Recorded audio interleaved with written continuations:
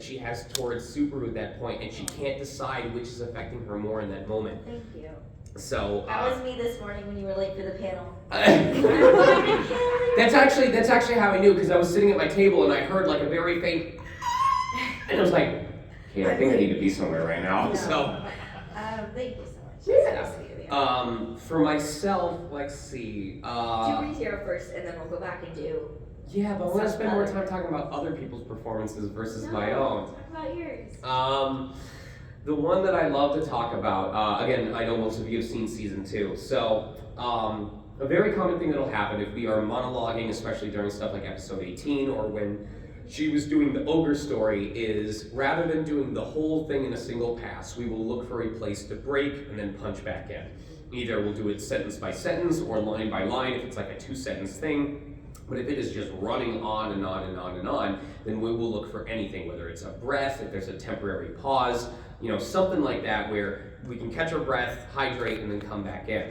Well, in season 2, if you guys remember the snowfield scene with the rabbit, there was a very interesting occurrence where they said, okay, so here's the part where he starts screaming because his hand is bitten off, spoilers, I'm sorry. He dies, I know, it's a very surprising event that happens in Subaru. So they're like, okay, so here's where it starts. Let's keep watching and look for a moment where we can break.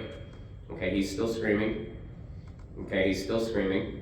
Okay, that inhale could be a break. No, it's connected right to the next scream, so we have to keep going.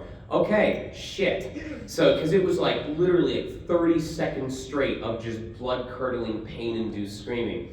And so what I told them was, why don't we'll just go for it? And they're like, sure, why not? And then when either your voice falls out or if you need to breathe or something like that, we'll find a way to punch back in. We're engineers, we're professionals, we have a way to do it. In my head, I'm going, all right, this is gonna destroy my throat whether I do it right or not, so it's in my best interest to not have to do this any more than is necessary. So we did a run of it, full run of it, and the sound engineer goes to start piecing it in. He goes, okay, that fits in, that's fine. I had to nudge that a little bit, but that fits. That fits too, what the hell? And it turned out that first take lined up exactly the way that they needed it to, on the cuts, on the facial expressions, on the gritted teeth versus the open mouth. So in an industry full of second takes, which is industry standard, just for the sake of if take one gets glitched or if something happens, from the moment that he reels back to the end of that scene is one single continuous take, and there is no second take. There isn't. Wow. It doesn't exist. I've never heard that story before. That's fascinating. So I was very, very, very John, proud of that. You are so talented.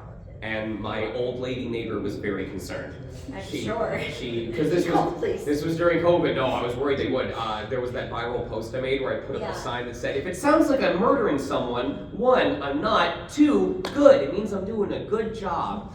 But this sweet old woman, because my window had been blockaded to keep the sunlight out because it was roasting in California during the summertime. I just hear this knock, and then I hear this, are you okay in there? Do you need me to call somebody? And I'm like, I'm fine, it's for work, thank you. I love you, I appreciate you. That's so,